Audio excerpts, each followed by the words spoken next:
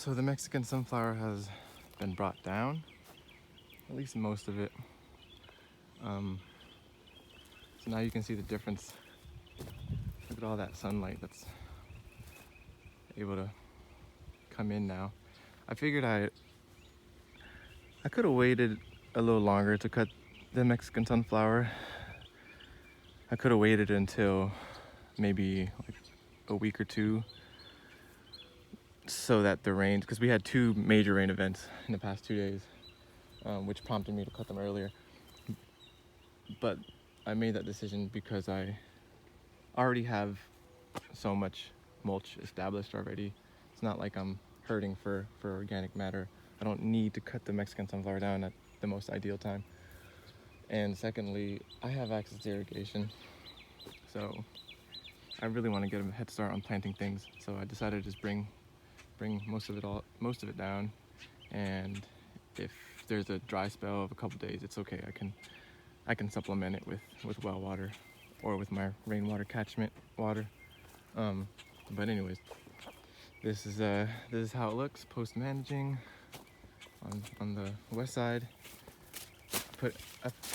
Because the west side pattern is very, very narrow compared to the east side pattern, I just went ahead and put all the biomass in the pathways, not even flanking the bed or anything.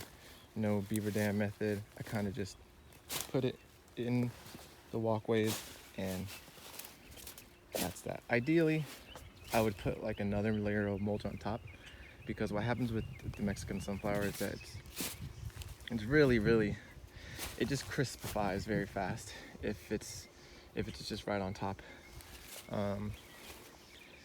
instead of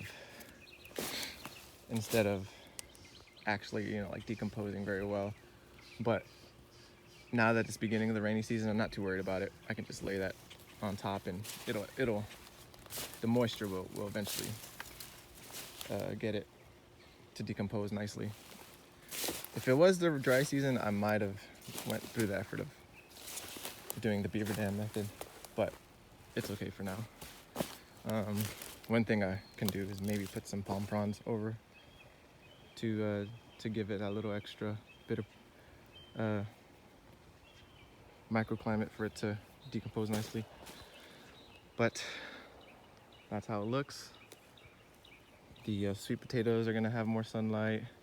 The mulberries are gonna have more sunlight. The bananas will have more sunlight. These cassavas, you can see they were trying to compete with the Mexican sunflowers. Now they're gonna have access to all this sunlight. And I have an abundance of organic matter on the ground. And I'll take you guys over here, because I did the same for this side.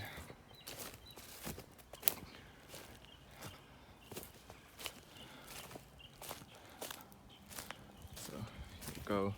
This was all a huge wall, if you recall, and it will be a huge wall again in a few months, especially now that few weeks actually, especially now that the rains have started, thankfully. So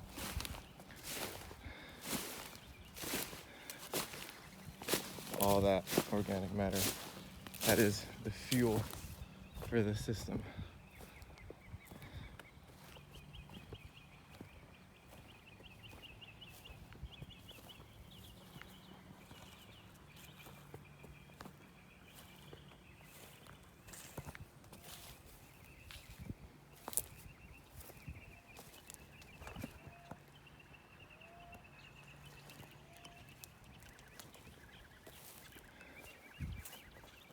So that's about it. Again, Mexican sunflower is one of the most important pioneer species, at least here in this area of Southwest Florida. And don't be afraid to plant it. Don't be afraid to hack it back. If it gets too out of control, just hack it down. It'll regrow. It's impossible to kill this stuff.